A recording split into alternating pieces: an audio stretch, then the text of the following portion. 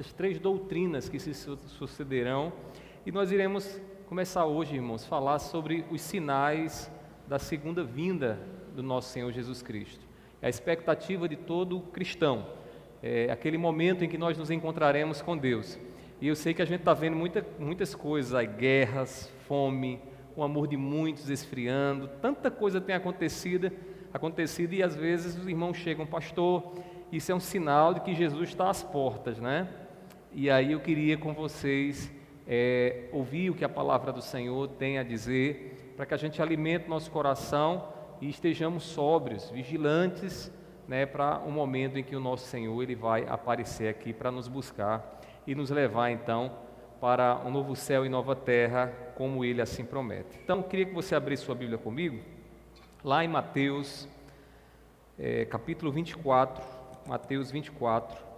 Esse texto, irmãos, é o famoso sermão profético do nosso Senhor Jesus Cristo, em que Jesus diz muita coisa que Ele está olhando para o momento mais próximo dele, que seria a destruição de Jerusalém no ano 70, mas à medida que Jesus fala desse juízo de Deus sobre Jerusalém, ele também fala das últimas coisas, daquilo que vai acontecer antes que ele volte para nos buscar numa segunda vinda, né?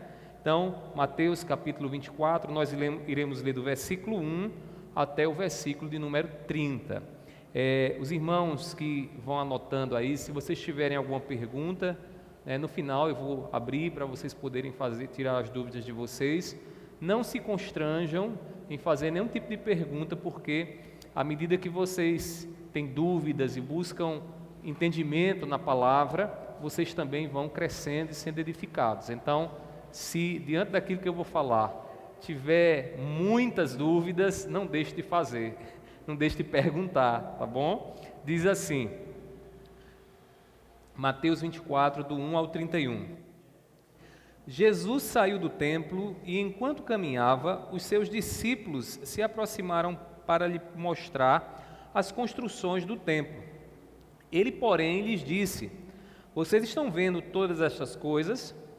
Em verdade lhes digo que não ficará aqui pedra sobre pedra que não seja derrubada. Jesus estava sentado no Monte das Oliveiras quando os discípulos se aproximaram dele e, em particular, lhe pediram: diga-nos quando essas coisas vão acontecer e que sinal haverá da sua vinda e do fim dos tempos? E Jesus respondeu: tenham cuidado para que ninguém os engane, porque muitos virão em meu nome dizendo: eu sou o Cristo, e enganarão a muitos. E vocês ouvirão falar de guerras, rumores de guerras. Fiquem atentos e não se assustem, porque é necessário que isso aconteça, mas ainda não é o fim, porque nação se levantará contra nação e reino contra reino. Haverá fomes e terremotos em vários lugares. Porém, todas essas coisas são os princípios das dores. Vocês serão entregues para serem maltratados e eles os matarão. Vocês serão odiados por todas as nações por causa do meu nome. Nesse tempo, muitos hão de se escandalizar, trair e odiar uns aos outros. Muitos falsos profetas se levantarão e enganarão a muitos. E por se multiplicar a maldade, o amor se esfriará de quase todos. Aquele, porém, que ficar firme até o fim, esse será salvo. E será pregado este evangelho do reino por todo o mundo para testemunho a todas as nações. Então virá o fim.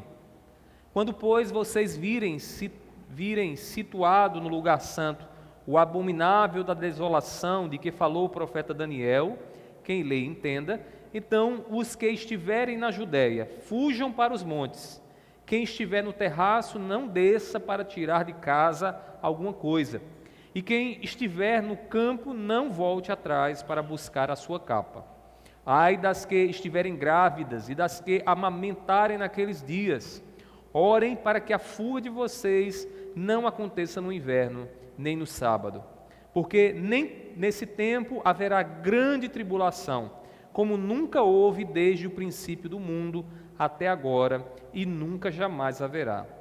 Não tivessem aqueles dias sido abreviados, ninguém seria salvo, mas por causa dos escolhidos, todos tais dias serão abreviados.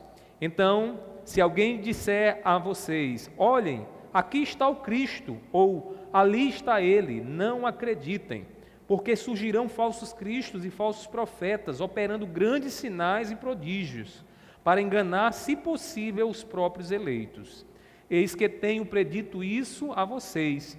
Portanto, se disserem a vocês: eis que ele está no deserto, não vá lá. Ou se disserem: eis que ele está no interior da casa, não acreditem, porque assim como o relâmpago sai do oriente e brilha até o ocidente, assim será a vinda do Filho do Homem. Onde estiver o cadáver, aí se ajuntarão os abutres. Logo em seguida, a tribulação daqueles dias, o sol escurecerá, a lua não dará a sua claridade, as estrelas cairão do firmamento e os poderes dos céus serão abalados. Então aparecerá no céu o sinal do Filho do Homem.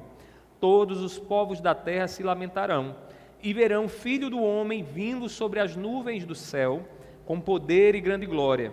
E ele enviará os seus anjos com grande som de trombeta, os quais reunirão os seus escolhidos dos quatro ventos, de uma a outra extremidade dos céus. Meu Pai, ainda diante da Tua presença, te pedimos ajuda no Senhor a entender aquilo que aqui será ministrado.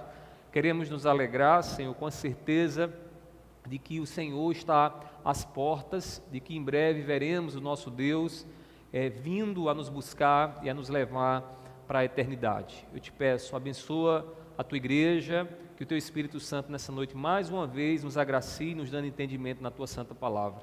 Assim eu te peço, em nome do Teu Filho amado Jesus. Amém. Amém. Podem sentar, meus queridos. Meus irmãos, hoje nós começaremos uma série de 3 estudos sobre os sinais da segunda vinda de Cristo Jesus. Irmãos, quando essa vida se torna difícil e apertada, a gente tende a querer que Jesus volte logo.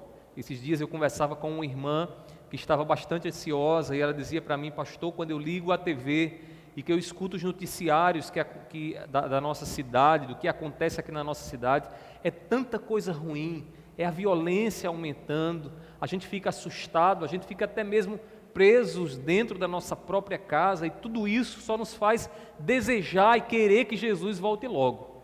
E eu entendi uma coisa, irmãos, que é fato entre nós: quando este mundo, irmão, se torna cada vez mais difícil, mais desejo, mais oramos para que o nosso Senhor Jesus venha. E eu tenho nessa noite uma notícia boa para nós. Nós temos alguns sinais que a palavra do Senhor diz que acontecerão antes que o nosso Senhor Jesus Cristo volte. E antes do Senhor Jesus voltar, nós que somos a igreja do Senhor, devemos então perceber esses sinais que acontecem no mundo, que são chamados sinais do fim dos tempos, e perceber que esses sinais apontam para a chegada do nosso Senhor Jesus Cristo. Não sabemos bem em que dia, quando acontecerá isso, mas sabemos que esses sinais, irmãos, eles são como o princípio das dores. Uma mulher, quando ela vai ter um bebê, ela começa a sentir aquelas contrações, aqueles incômodos até que o bebê nasça, né? Esses sinais são como o princípio das dores para as mulheres. Eles começam a mostrar que esse mundo está insuportável e que Deus está então dando sinais de que Cristo Jesus, o nosso Senhor, está por vir. Então nós começaremos hoje uma série de estudos sobre os sinais da segunda vinda do nosso Senhor Jesus. E esses sinais servem para que a gente abra os nossos olhos e percebamos o que está acontecendo no nosso mundo, à nossa volta, e no fundo do nosso coração possamos dizer: Maranata, ora vem, Senhor Jesus, porque é o que nós desejamos, é o que nós queremos. Infelizmente, meus irmãos, pouco ouvimos falar sobre a segunda vinda de Cristo, não é mesmo? Pouco se ouve falar sobre a vinda de Cristo. Hoje, as mensagens em muitos púlpitos é mais uma mensagem existencial, que possa dar uma resposta para você dentro do que você está passando agora e aqui nesse mundo. Parece que as pessoas, elas não estão aspirando e desejando aquele mundo diferente desse que o nosso Senhor Jesus Cristo nos promete. Há quem diga que isso seja resultado de um mundanismo no meio da igreja. Quando a igreja passa a amar demais esse mundo, ela esquece da sua esperança, ela coloca de lado a sua esperança. Que esperança? De que um dia Cristo Jesus voltará e trará consigo aqueles que já partiram. Hoje à tarde conversava inclusive com a nossa irmã Tânia aqui, né, a gente falando da nossa irmã Vitória, né, que partiu, está no seio de Abraão, está com o Senhor esperando a ressurreição final. E quando Jesus voltar, meus irmãos, a nossa irmã voltará também. E ela voltará com o corpo transformado, não mais com as suas limitações por conta da saúde, da idade, ela voltará transformada. E essa é a nossa esperança, irmãos. A gente precisa olhar para diante. Nós não podemos achar que somos deste mundo. A igreja está no mundo, mas ela não é do mundo. Jesus, ele diz assim lá em João, capítulo 15, versículo 19. Acompanhe na sua Bíblia aí. João 15, versículo 19. Jesus diz aos seus discípulos: se vocês fossem do mundo, o mundo amaria o que era seu, mas vocês não são do mundo, pelo contrário, eu dele os escolhi, e por isso o mundo odeia vocês. Irmãos, a igreja do Senhor, ela foi chamada do mundo, ela não é do mundo, porque o mundo, se fosse do mundo, o mundo amaria a igreja. Mas o mundo não nos quer aqui, porque nós não somos daqui. Meus irmãos, um novo céu e uma nova terra nos aguardam. Haverá uma grande transformação. No final dos tempos, quando Jesus voltar, Ele também restaurará todas as coisas. Novo céu e nova terra. Uma nova existência onde o pecado não mais existirá. Uma nova existência onde nós viveremos para a glória de Deus.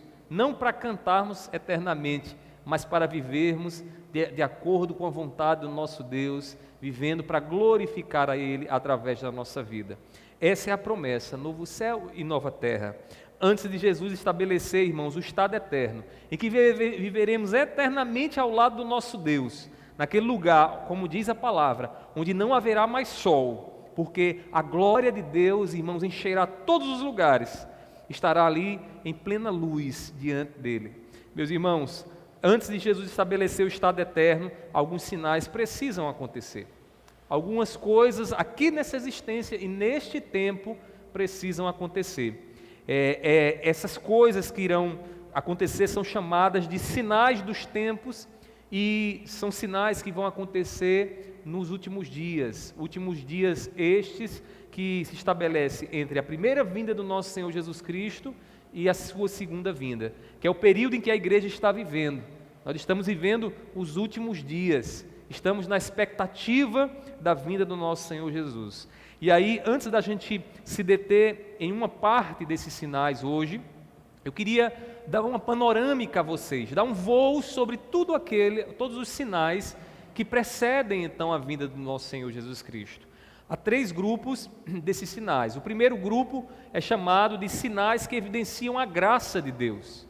São sinais que acontecerão em que veremos o favor de Deus aumentando em relação ao povo, em relação à humanidade, e essa graça de Deus então aumentará e a humanidade terá a oportunidade de se decidir por Cristo.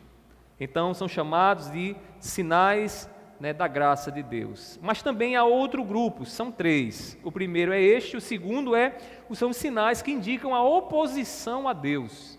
Ou seja, antes de Jesus vir, alguns sinais vão se revelar e esses sinais mostrarão a humanidade se colocando contra Jesus. Veremos tribulação, veremos a apostasia.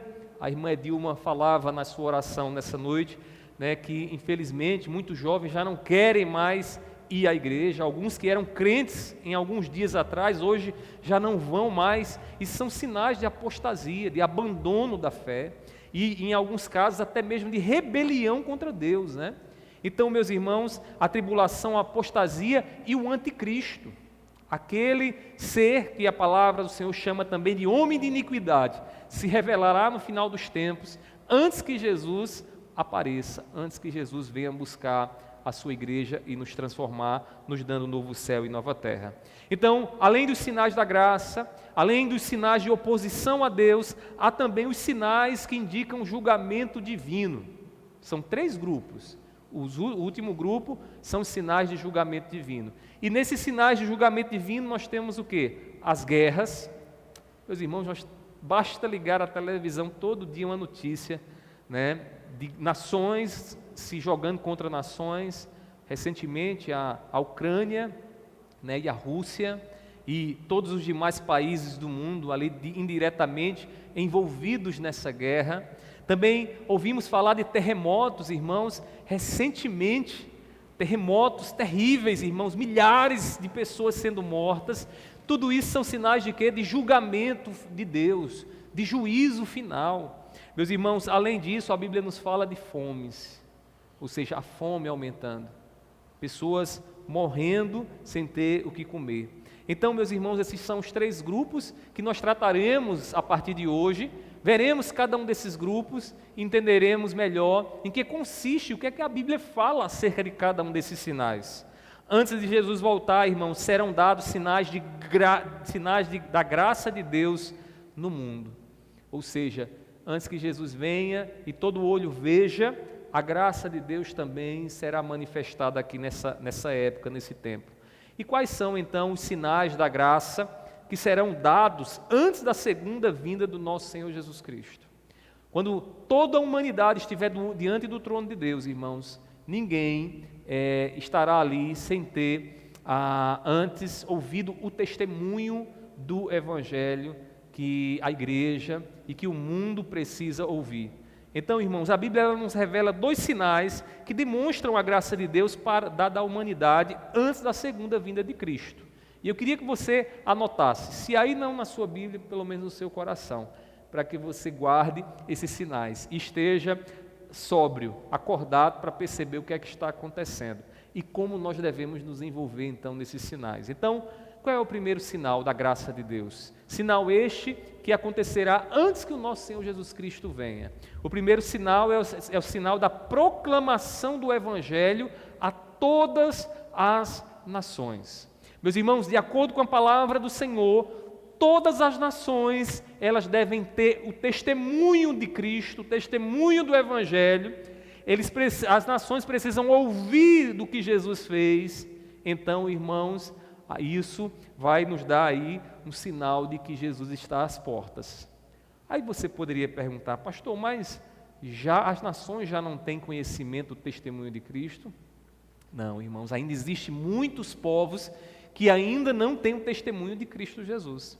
Não é se converter a Cristo, é ouvir o que Jesus fez, é entender a mensagem do Evangelho. A boa nova de Deus se consiste em Cristo Jesus sendo entregue por nós pecadores, para nos colocar em paz com Deus.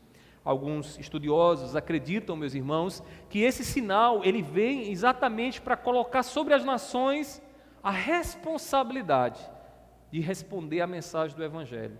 E uma vez que o testemunho do Evangelho é pregado, e as nações não respondem, não aceitam, não seguem a Cristo Jesus, eles estão agora debaixo de um juízo, porque eles serão responsabilizados também pela negação do testemunho que receberam do Evangelho.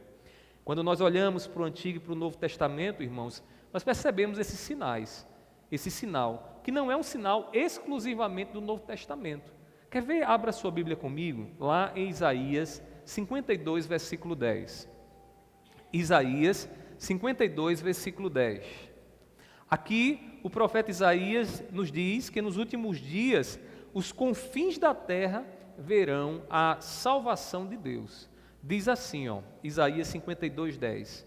O Senhor desnudou o seu santo braço à vista de todas as nações, e todos os confins da terra verão a salvação do nosso Deus.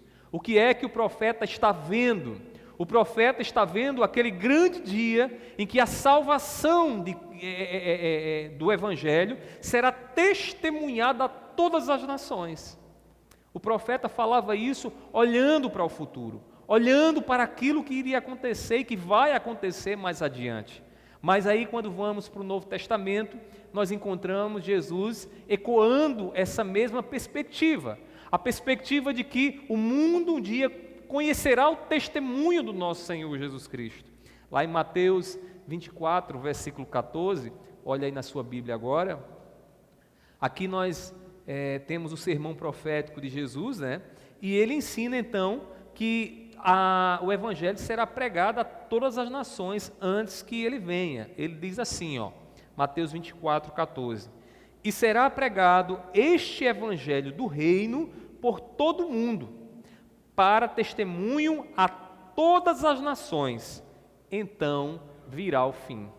O que é que nós temos aqui, meus irmãos? Jesus está nos dando aqui um sinal. E detalhe, esse sinal é um sinal que a igreja deve estar envolvida nele. Por que a gente prega o Evangelho? Por que a gente anuncia o Evangelho? Para alcançar o pecador. A gente leva o testemunho de Cristo Jesus, porque cumprir essa missão, fazer isso que devemos fazer, meus irmãos, é uma maneira de abreviar a vinda do nosso Senhor Jesus Cristo. Porque, meus irmãos, à medida que o testemunho do Evangelho é pregado, que pessoas vão tomando conhecimento e tendo conhecimento daquilo que Jesus fez, este sinal fica evidente e a vinda do nosso Senhor então se aproxima. Lá em Marcos capítulo 13, versículo 10 também é um texto que nos mostra esse interesse de Deus que o Evangelho seja testemunhado a todas as nações. Diz assim, mas é necessário que primeiro, Marcos 13, versículo 10, mas é necessário que primeiro o Evangelho seja pregado a todas as nações, a todas as nações. Eu acho que a essa altura você pergunta, pastor, e o que é que isso significa, então, essa proclamação do Evangelho a todas as nações? Então eu queria dizer para você duas coisas que não significa. Primeiro, não significa que a derradeira pessoa da terra tem que se converter ao Evangelho. Ou seja, o que o texto fala é do testemunho do Evangelho, não é da conversão dos ímpios. Às vezes a gente encontra crentes que dizem, não, olha, quando todo mundo começar a se converter, então Jesus está vindo. Não é isso que o texto ensina. O texto fala do quê? Do testemunho dado às nações. E o testemunho dado às nações coloca diante daqueles que não conhecem a Cristo Jesus a responsabilidade de aceitarem a Ele como Senhor, de seguirem a Ele ou não. Então, antes de Jesus voltar, meus irmãos, o Evangelho vai ser pregado, pessoas vão ouvir, e é por isso que a gente não pode deixar de pregar o Evangelho, de falar do Evangelho, porque faz parte daquilo que Deus ele deseja que aconteça antes que o seu filho volte. E a gente pode fazer isso de várias formas. Hoje em dia, você pode, meus irmãos, pregar o Evangelho para uma pessoa que mora no Japão, estando aqui no Brasil. Eu tenho alunos, irmãos, lá dos Estados Unidos. Já tive aluno lá da África, pessoas que eu nunca conheci pessoalmente, mas pessoas com quem eu me relacionei e estava ali ensinando a palavra de Deus. Então, a gente percebe, irmãos, que esse sinal é um sinal missionário, é um sinal que a igreja deve dar como cumprimento da sua missão aqui, que é proclamar Jesus às nações, e proclamando o testemunho de Jesus às nações, irmãos, o fim então se aproxima. Jesus então vem. Agora detalhe, isso aqui não é que todas as pessoas se convertam, não é esse a proclamação do Evangelho, não é essa. Também não significa que cada indivíduo sobre a terra precisa ouvir o Evangelho antes que Jesus retorne, porque diz o texto que é um testemunho dado às nações. Todas as nações terão testemunho diante de si, né? De alguma forma o Evangelho vai demandar das nações uma resposta. E aí, meus irmãos, quando isso acontecer, a gente tem que estar acordado para perceber que isso é um sinal. É um sinal de que o nosso Senhor Jesus Cristo está por vir. É um sinal de que Ele está, se aproximando. Já podemos ouvir os passos dele, né? Lá em casa é engraçado. A nossa cachorrinha, ela já percebe, ela já consegue discernir o som do nosso carro. Quando o carro da gente vai chegando, ela já sabe qual é o carro da gente e qual não é. E é interessante, a gente viaja, aí às vezes passa um tempo fora. Quando a gente vem chegando, irmãos, aqui que a gente começa a entrar na rua, a gente já começa a escutar ela latindo. Au, au, au, au, e ela fica desesperada. Au, au, au. ela já começa a perceber o som do carro, né? Porque a percepção dela, porque ela conhece bem o seu dono. Meus irmãos, assim nós também precisamos estar atentos aos sinais do nosso Senhor. O Evangelho sendo proclamado às nações, sendo demandada uma resposta das nações ao Evangelho do nosso Senhor Jesus Cristo, é um sinal de que o nosso Senhor está vindo e o nosso coração precisa se animar, o nosso coração precisa se alegrar. Agora, a gente também não pode só esperar que isso aconteça, a gente também tem que se envolver nisso, porque essa é uma missão nossa da igreja, pregar o Evangelho, anunciar o Evangelho. Meus irmãos, então o que significa essa proclamação do Evangelho? Significa, irmãos, que o Evangelho ele tem de ser pregado por todo o mundo como um testemunho para todas as nações. Lembra lá de Jesus antes de subir para o Pai, Atos 1, versículo 8, o que é que diz? Mas recebereis poder ao descer sobre vós o Espírito Santo e sereis o quê? Minhas testemunhas na Judéia, Samaria, até onde? Até os confins da terra. Por quê? Porque é interesse de Deus que todas as nações de toda a terra ouçam o testemunho de Cristo Jesus. E o que é que isso tem a ver conosco, irmãos? Tem muito a ver conosco, e nós temos uma obrigação missionária. Nós temos a obrigação de enviar missionários, de contribuir com a obra missionária, de orar por missionários, de nos envolver na missão para que o Evangelho chegue, então, até as demais nações e até os demais povos. Meus queridos irmãos, o fato de que o Evangelho está sendo pregado por todo o mundo é um sinal que nos assegura que Cristo veio e está voltando novamente. Mas, cuidado, não nos conta exatamente quando Ele estará voltando outra vez. Porque a gente poderia dizer, se o sinal é que o Evangelho seja testemunhado a todas as nações, então eu sei exatamente quando é que Cristo vai voltar. A palavra do Senhor diz, irmãos, que Ele voltará como um ladrão. Você espera um ladrão na sua casa, você sabe quando é que o ladrão vai agir? Você não sabe, né?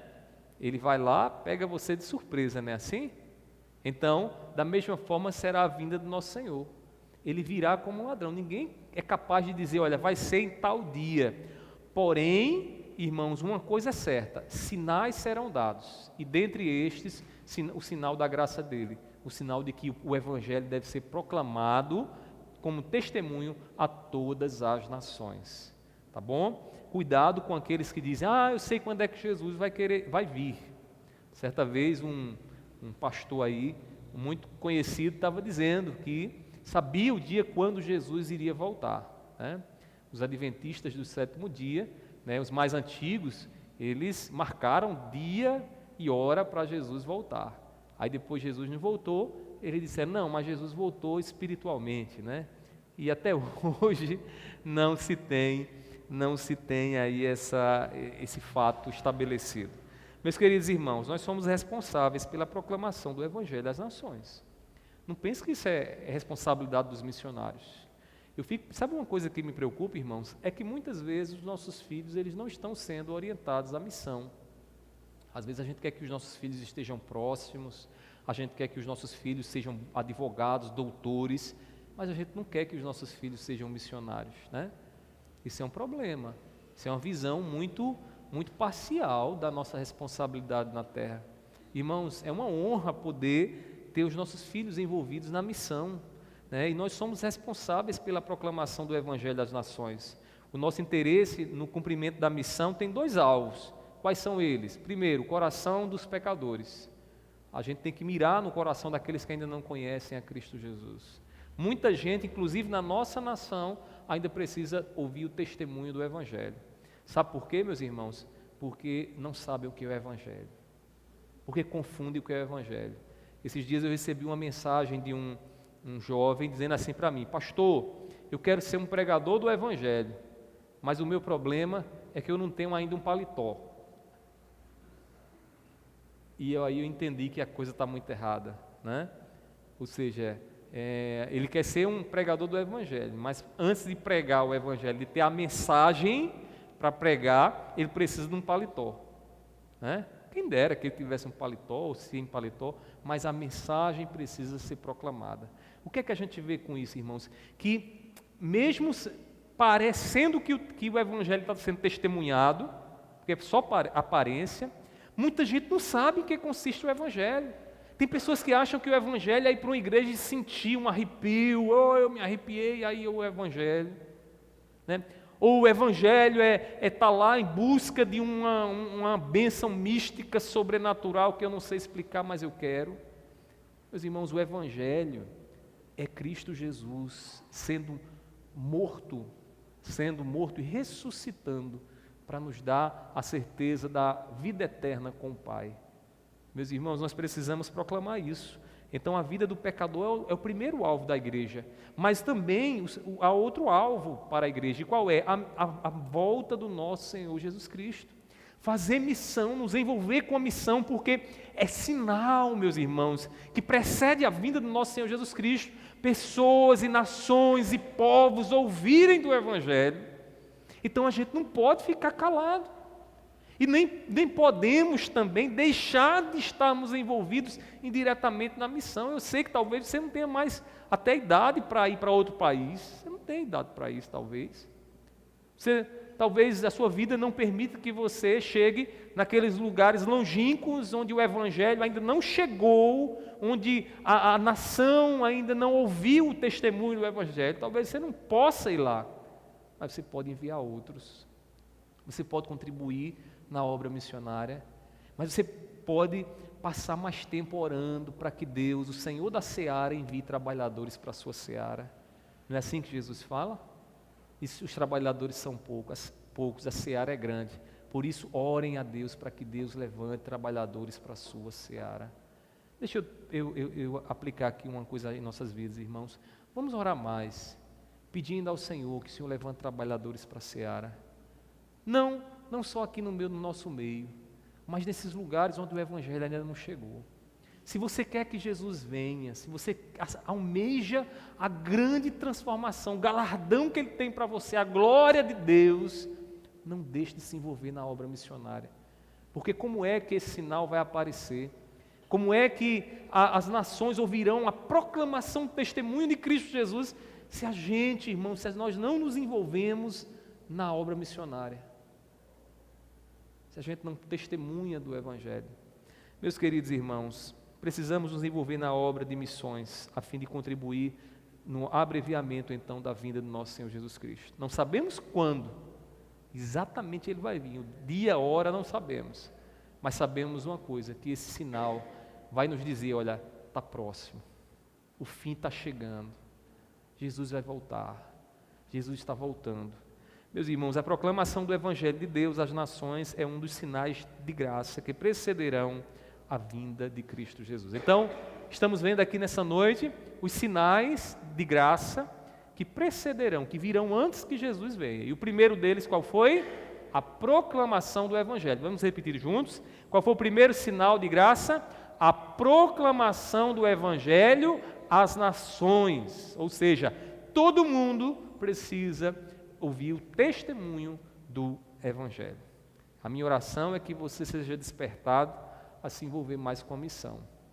E que essa igreja também seja despertada a enviar missionários, a fazer, cumprir o seu papel, de levar outros a outras nações, a outros povos, para lhe falar do Evangelho de Cristo Jesus. Eu louvo a Deus que Deus tem me dado a oportunidade, irmãos, de contribuir com alguns missionários transculturais. E a gente, quando conversa com esses missionários, a gente percebe, irmãos, como em seus países é carente. No final do ano passado, eu tive alguns alunos, tive aluno de Guiné-Bissau, Guiana Francesa, França, tinha um francês na turma, um boliviano na turma. Esse semestre eu tenho um de Guiné-Bissau, apenas, um de Guiné-Bissau e um de Connecticut, acho que é assim que se diz, lá nos Estados Unidos, né? Então, meus irmãos, a gente está ali fazendo a nossa parte, e você pode fazer a sua parte também. Você pode orar, você pode pedir ao Senhor. Se você não tem recursos, você não tem condições de ir, peça a Deus em oração: Senhor, levanta mais missionários, para que o teu Evangelho chegue a essas nações. meus irmãos, é uma responsabilidade, é missão nossa como igreja do Senhor. Mas vejamos então o segundo sinal. O primeiro sinal de graça é a proclamação do Evangelho a todas as nações. O segundo sinal é a salvação da plenitude de Israel. Aqui a palavra grega utilizada é pleroma. Pleroma quer dizer a totalidade de Israel. E o que nós vamos ver a partir de agora é uma questão bastante discutida, que que Israel é esse? É Israel a igreja invisível, de judeus e gentios? É Israel a nação de Israel? É Israel os eleitos de Deus? A que Paulo se refere quando fala de todo Israel será salvo? Vamos ver aí, abra sua Bíblia comigo, Romanos capítulo 11, versículos 25 e 26. Essa passagem aqui, Paulo está se dirigindo ao seu povo, né, Israel. E ele aqui vai dizer uma frase, que é uma frase escatológica, porque fala da salvação final de Israel. Diz assim, versículo 25, 11 e 25, de Romanos, diz: porque não quero, irmãos, que vocês ignorem este mistério, para que não fiquem pensando que são sábios. Veio um endurecimento em parte a Israel, esse Israel aqui é a nação, tá bom? Até que tenha entrado a plenitude dos gentios, e assim todo o Israel será salvo, como está escrito: o libertador virá de Sião e afastará de Jacó as impiedades. Deixa eu explicar para vocês o que é que Paulo está dizendo aqui. No plano de Deus, o que foi que aconteceu com Israel? Israel rejeita Jesus. Israel rejeitou a Jesus. Só que essa rejeição de Israel a Jesus fez com que os gentios se abrissem as portas aos gentios. Quem são os gentios? Aqueles que não fazem parte da nação de Israel. De maneira que Deus está aceitando os gentios, inclusive nós somos gentios, porque nós não somos de Israel. Nós somos gentios. Nós estamos sendo aceitos por Deus. Nós estamos debaixo da paz de Deus, do shalom de Deus, através de Cristo Jesus. Então Paulo, observando na história da salvação, ele percebe que Israel rejeita Jesus, mas com um propósito maior que Deus tem. Qual é o propósito? Trazer os gentios para debaixo da sua graça, do seu favor. Só que tem um detalhe: Israel como nação não foi rejeitada completamente. Deus simplesmente não rejeitou por completo a nação de Israel. Deus tem um plano para Israel na salvação. Não é que Israel e a igreja sejam povos diferentes em termos espirituais. Tanto judeu como grego estão em Cristo Jesus, somos um só em Cristo Jesus.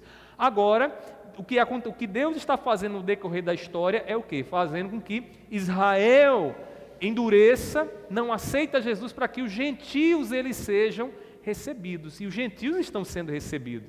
E Paulo fala de que se completará então o número dos gentios, e depois que esse número se completar, o que é que vai acontecer? Israel então será despertada.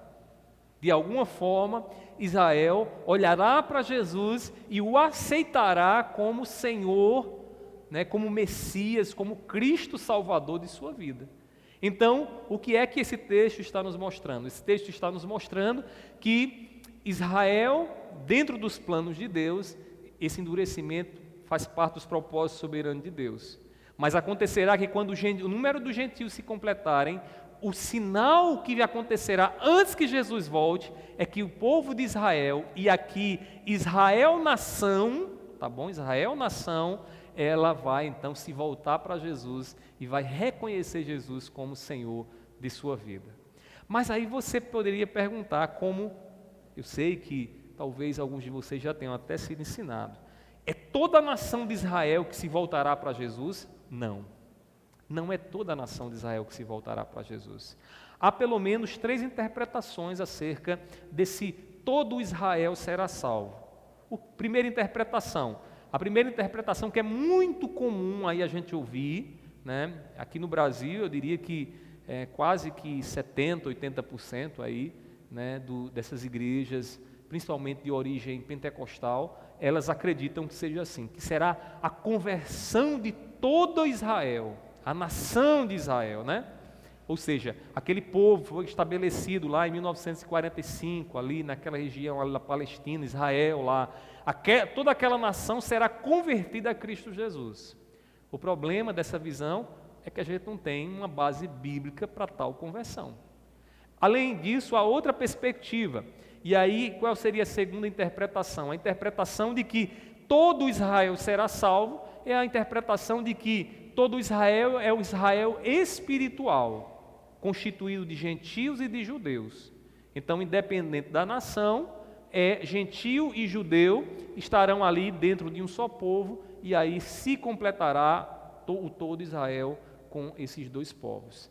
E há uma terceira interpretação, que é a que eu julgo bastante coerente, inclusive com o próprio texto bíblico, que é o entendimento de que Israel, todo Israel será salvo, é o Israel nação, mas não a totalidade da nação, mas os judeus eleitos de Deus que estão dentro de Israel.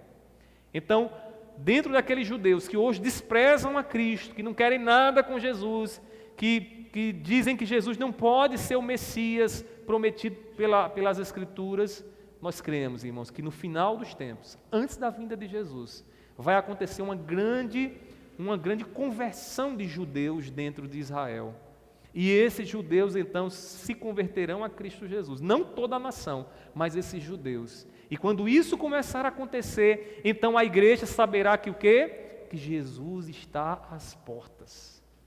Que Jesus está chegando. Então, deixa eu dizer uma coisa para você. Quando você lê alguma coisa sobre Israel, e você perceber que começou judeus se converterem ao cristianismo, a Cristo Jesus, você pode acender a luzinha amarela dentro de você. É sinal de que Jesus está voltando. É sinal de que o fim dos tempos, as portas aqui desse mundo estão se fechando, para que a gente possa sair dele, porque o nosso Senhor Jesus Cristo vai voltar. Meus irmãos, por que eu acredito que esse termo, que esse Israel diz respeito à nação de Israel e aos eleitos dentro da nação de Israel? Se você observar, durante todo o capítulo 11 de Romanos, Paulo, em todo momento, ele usa 11 vezes o termo Israel. E nas 11 vezes em que ele usa o termo Israel, ele é usado para fazer uma distinção entre os judeus e os gentios. Isso quer dizer o seguinte, que Israel aqui, em Romanos 11, diz respeito a Israel nação. Ele não tem em mente um Israel espiritual, ele tem em mente um Israel nação. E este Israel nação é a nação que hoje nós temos dos judeus, né, que já passaram por muitas coisas, por muitos juízos no decorrer da história, mas estão lá, porém sem crer em Jesus, sem confiar em Jesus, por enquanto, né? Então, meus irmãos, quando o número dos eleitos gentios for alcançado, os eleitos da nação de Israel se converterão. Eu sei que a gente quase não tem contato com judeu, né? Mas os judeus que eu conheço, irmãos, eles rejeitam completamente a Cristo Jesus. Eles não conseguem ver em Jesus o Yahvé encarnado. Eles não conseguem ver o Deus encarnado em Cristo Jesus. É uma completa rejeição, incredulidade. Mas nos últimos dias, Israel, a nação de Israel, ela será tocada. De alguma forma, de uma forma sobrenatural, o Espírito Santo vai escancarar os olhos daqueles judeus e eles vão olhar para o Evangelho e vão dizer, de fato, Jesus é o Messias. É interessante, se você tiver a curiosidade, pegar seu celular e colocar lá no Google, né? Conversão de judeus ao cristianismo. Você vai perceber que em alguns momentos da história, irmãos, isso começou a acontecer. E inclusive tem crescido o número de judeus que têm se convertido ao cristianismo. O que para nós, irmãos, não é uma coisa que a gente olha e passa por cima, é algo que chama a nossa atenção, porque dentre os sinais da graça de Deus, a conversão de Israel, e aí dos eleitos dentro de Israel, é algo que precede, que vem antes da vinda do nosso Senhor Jesus Cristo.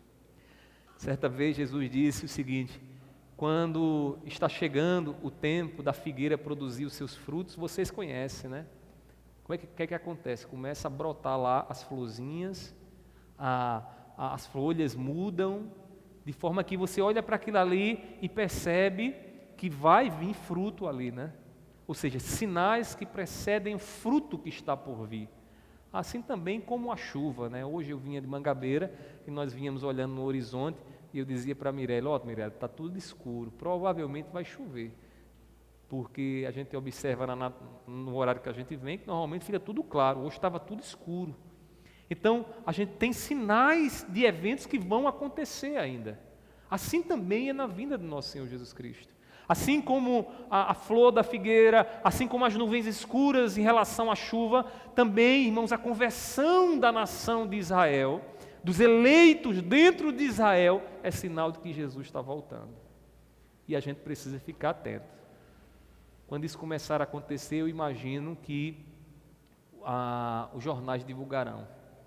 Eu imagino que muitos dirão, estranhamente: os judeus estão se voltando para Cristo. Os judeus estão se voltando para Jesus. E quando isso acontecer, estejam atentos, estejam acordados. É sinal de que Jesus está voltando. É sinal de que Ele está às portas. Meus queridos irmãos, antes de Jesus voltar, Deus dará uma grande demonstração de graça à humanidade. E esses são os dois sinais da graça de Deus. Primeiro deles, qual é?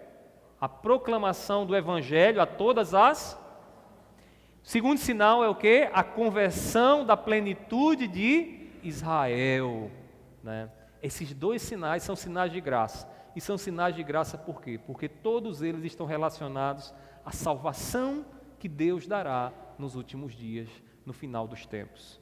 Portanto, meus irmãos, tomemos consciência desses sinais que precederão a volta do nosso Jesus, do nosso Senhor. Então, a gente está vendo isso aqui como os sinais que apontam para um evento que vai acontecer no futuro. A gente não está cochilando, né?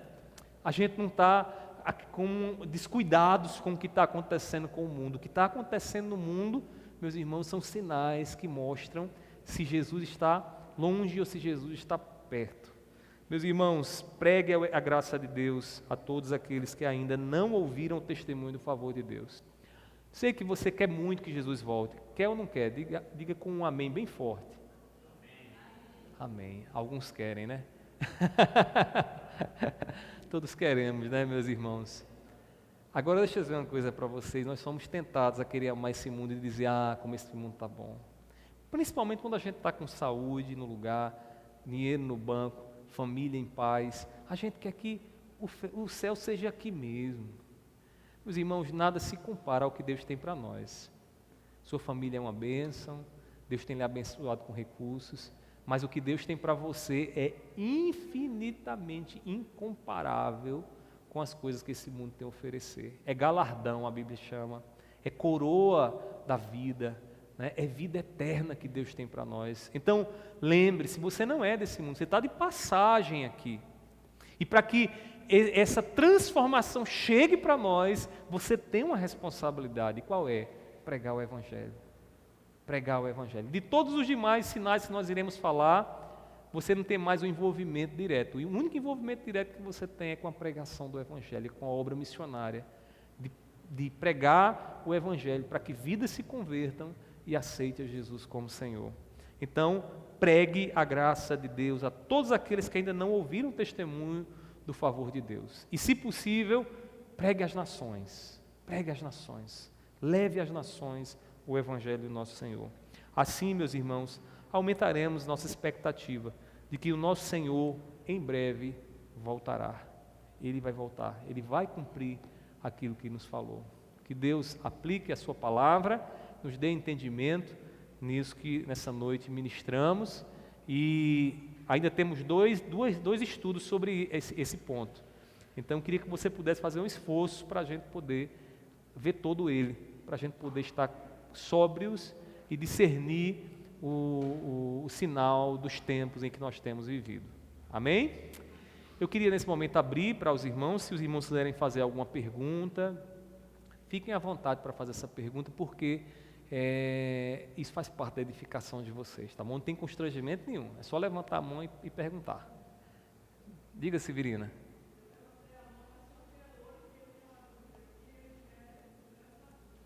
Pode perguntar, Louro, pode perguntar.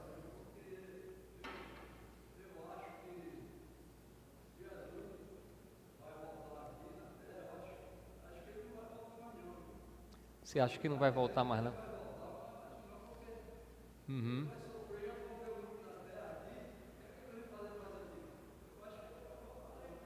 Deixa eu entender a sua dúvida. Você acha que Jesus não volta mais, que ele não vai cumprir a palavra dele? Que Jesus é infiel à palavra, a promessa que ele fez, é isso? É? Peraí. Então, não, meu irmão, não. Você está entendendo errado. Na verdade, é promessa de Cristo. É Ele quem promete. Como nós acabamos de ler, Mateus 24, Ele promete que vai voltar. Agora, na época de Pedro, alguns já pensavam que ele não voltaria. Alguns diziam o seguinte: já demorou demais, então ele não vai vir não. Né? Aí sabe o que é que Pedro diz? Pedro diz: olha, para Deus um dia, 1000 anos é como um dia, né? E um dia como 1000 anos. Ou seja, no tempo de Deus, a gente não sabe quanto tempo vai ser. Ele não deixou descrito para nós que passaria 1000 anos, 2000, 3000 anos. A gente não sabe. Agora, o que Ele nos deixou para entendermos esse mundo, esses últimos dias que a gente está vivendo, são sinais que a gente precisa estar percebendo. E detalhe, se você acha que Jesus não é fiel para cumprir as suas palavras, você perdeu a esperança de tudo, né? Porque a nossa esperança é baseada nas palavras dele, no que ele prometeu. Tem algumas coisas que são difíceis para a gente entender? Tem, lógico que tem, não são fáceis de entender. Mas uma coisa eu posso ter certeza, que ele vai cumprir as palavras dele. Como ele diz, né? Passam os céus, passam a terra, mas a minha palavra não vai passar não. E todas elas se cumpriram. Inclusive, um fato curioso, esse sermão do capítulo 24 de Mateus, Louro, foi um sermão em que Jesus estava tendo duas visões aí. Uma visão escatológica no fim dos tempos, quando ele vier, e uma visão de um juízo de Deus sobre Jerusalém. Sabe o que foi que aconteceu depois de Jesus dizer isso aqui? Historicamente é provado que no ano 70 depois de Cristo, Jerusalém sofreu um castigo terrível da parte de Deus. O templo de Jerusalém foi destruído. E detalhe, tudo isso Jesus já tinha dito antes que acontecesse. Então, o que nós estamos aguardando é o cumprimento final das palavras dele. E aí, crer que ele vai cumprir ou não cumprir o que prometeu é colocar em xeque a fidelidade dele. E o nosso Deus é fiel. Deus é fiel, ele vai cumprir. Agora sim, a gente tem dificuldades, humanamente falando, né, de compreender muitas coisas? Todos nós temos, porque a gente vê um mundo cada vez mais terrível, né? Tanta coisa terrível acontecendo. Agora ele é fiel e ele vai voltar sim para nos buscar.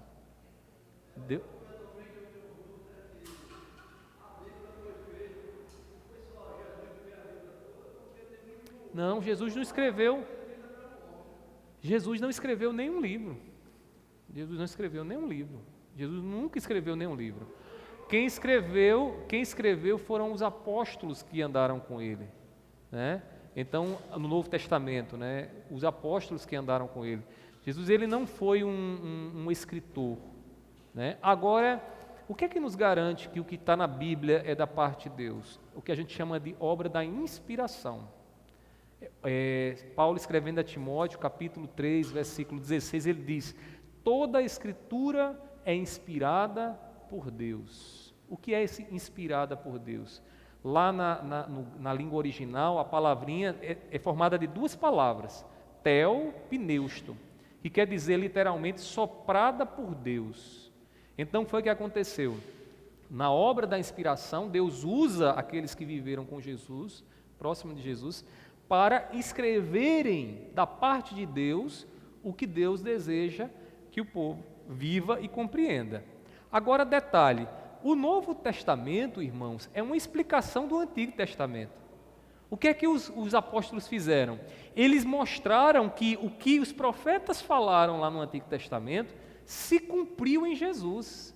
Essa é a preocupação deles. Então, a inspiração foi a inspiração para que eles dessem o entendimento e a explicação do que significava tudo aquilo que Isaías, Jeremias, Malaquias, Zacarias profetizaram e que aconteceu em Cristo Jesus. Então, a obra da inspiração faz isso. Deu condições a eles trazerem a revelação clara de Deus para nós, para a gente compreender aquilo que o Pai fez, no seu Filho. Agora sim, de fato foram homens que escreveram, as palavras que eles escreveram foram palavras de homens, não foi palavra de anjo não, foi de homem. Só que tem um detalhe, não foi só o aspecto humano que trabalhou na inspiração, é o humano e o divino. Então a inspiração ela faz o quê? Aqui é o humano, Aqui é o humano. Se fosse só homem escrevendo, a gente poderia dizer o que você está dizendo. Realmente foi homem, tá falho, é erro aquilo ali. Mas a própria Bíblia, não sou eu, a própria Bíblia diz que foi o quê? Foi uma ação de homem, mas com o Espírito Santo, em que o Espírito Santo soprava e eles escreviam então aquilo que Deus havia determinado. Esse processo da junção, da personalidade, da pessoa do escritor e do Espírito Santo é o quê? Isso é a obra da inspiração.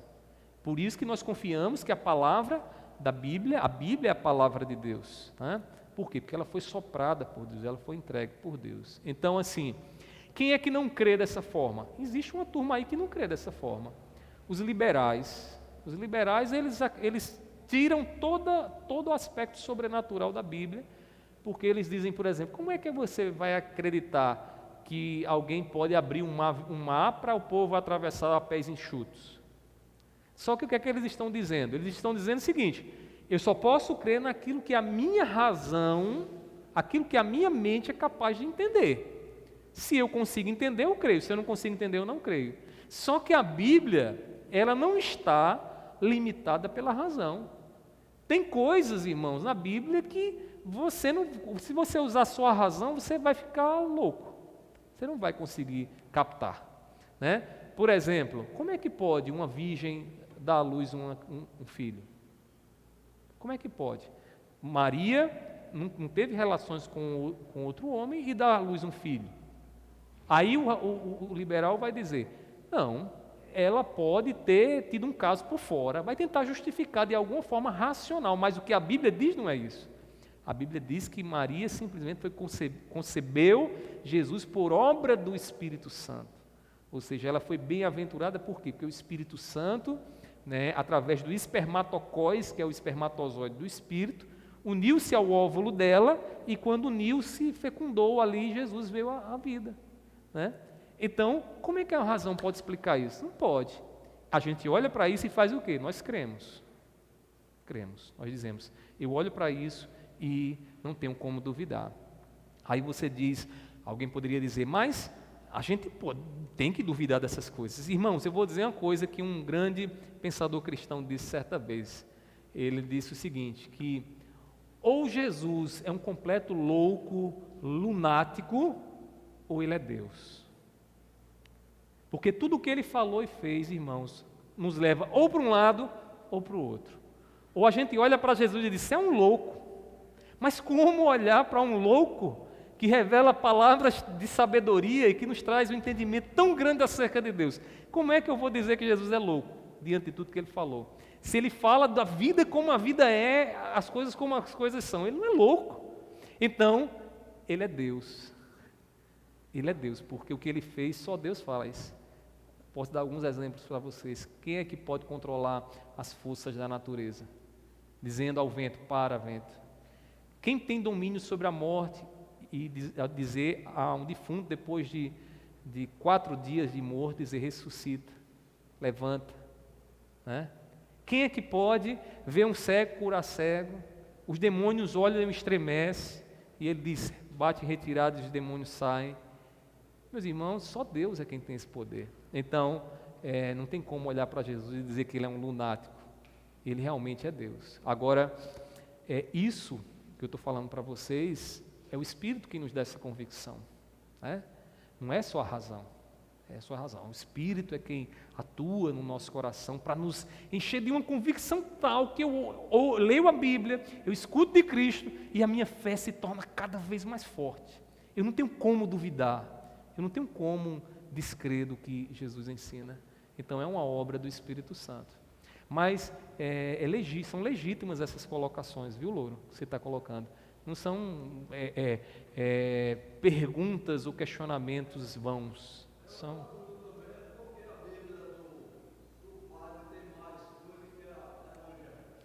Interessante, boa pergunta, é verdade. A Bíblia Católica tem 73 livros e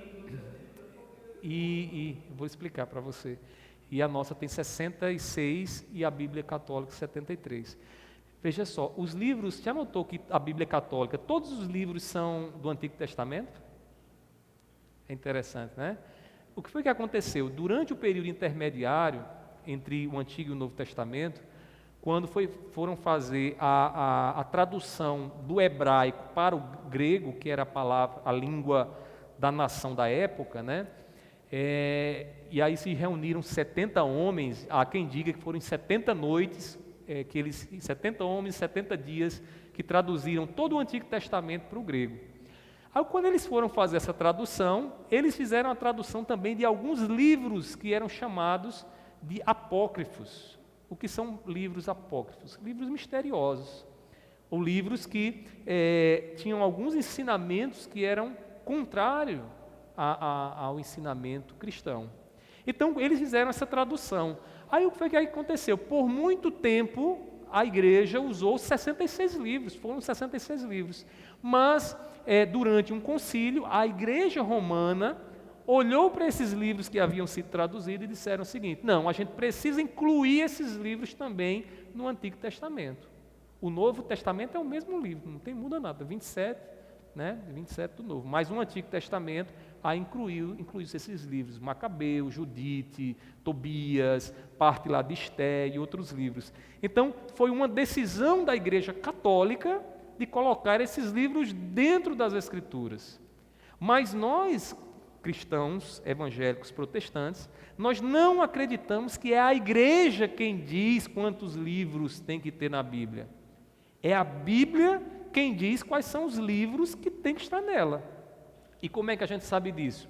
Um livro que contraria um outro livro não pode ser um livro de Deus. Como é que um autor escreve 2 livros e um livro contraria o outro? Não faz sentido. Então, o que foi que a gente percebeu? O que fala a gente no decorrer da história, né? Que esses livros que foram incluídos na Bíblia Católica, que são chamados de apócrifos, eles eram contrários a ensinamentos que o Novo Testamento deixava claro e inclusive o Antigo proibiam. Por exemplo, oração pelos mortos. Oração pelos mortos é proibido, mas nos apócrifos você vai encontrar apoio para estar orando pelos mortos. Outra coisa, a própria redação desses livros é questionável. Por exemplo, o livro, eu acho que é de Macabeus. Macabeus termina pedindo desculpa. Se tiver algum erro, me desculpem, porque eu tentei fazer o melhor e tal. Como é que a gente vai considerar um livro inspirado por Deus, que é um livro que ele mesmo confessa que tem falhas, né? E o autor demonstra a sua limitação na escrita, que escreveu ali, mas se tiver algum erro. Nos outros livros, você encontra isso, nos 66 livros, você não encontra em nenhum outro livro esse tipo de redação. Então, por essa razão, Louro, nós não consideramos aqueles livros como livros que têm autoridade para determinar a doutrina da igreja. Então, a gente não determina a doutrina lendo Macabeu, Judite, Eclesiástico, não. A gente determina a doutrina observando os 66 livros. Aí você pergunta, e aqueles livros não servem para nada? Servem. São documentos que têm um valor histórico, porque foram escritos num período intermediário, né, entre o Antigo e o Novo Testamento, mas não tem valor histórico, mas não tem valor de autoridade, de dizer o que é que Deus quer para a igreja e como a gente deve se conduzir. Então, eu fui longa aí porque eu precisava explicar, mas a historinha é essa, né? Por isso que as nossas Bíblias são diferentes. Agora, se você pega o Novo Testamento de uma Bíblia católica e de uma Bíblia protestante, é o mesmo, não muda nada. É só lá no Antigo Testamento que houve essa inclusão, né? E a igreja mostrando sua autoridade, a igreja católica, dizendo, não, quem monta a Bíblia somos nós. Nós não cremos assim, irmãos. Quem é que diz que esses livros são inspirados? A própria Bíblia. Ela mesma mostra a harmonia que existe entre os seus vários livros, né? É óbvio que isso é no âmbito lógico, mas no âmbito espiritual, à medida que a gente lê a Bíblia, a gente vai alimentando a nossa alma e a gente vai então se fortalecendo e crendo com cada vez com uma convicção cada vez maior de que a palavra de Deus está sendo transmitida a nós por ela. Então, é essa a diferença que há. Deu para entender? Amém? Vamos ficar de pé? Eu gosto quando os irmãos perguntam, viu? É muito bom isso, porque às vezes eu não sei quais são as dúvidas de vocês, e é bom vocês perguntarem para que a gente esclareça. Agora, eu só não queria que vocês saíssem daqui com dúvida, certo? É óbvio que eu não sei tudo, mas o que eu puder ajudar vocês, eu estou aqui para a gente esclarecer, tá bom, meus irmãos? Esse é o meu papel, o papel pastoral, né? É poder estar fazendo isso e orientando vocês. Amém? Vamos orar? Meu Deus, nós te agradecemos, Senhor, mais uma vez por essa noite, pelo estudo que aqui o Senhor nos permitiu, nos deliciar com essa promessa maravilhosa da Tua vinda. Te pedimos, Senhor, nos ajuda a ter ouvidos e visão, Deus, sensíveis, para perceber o que está acontecendo ao nosso redor. Pai, a Tua palavra nos diz que sinais de graça serão dados.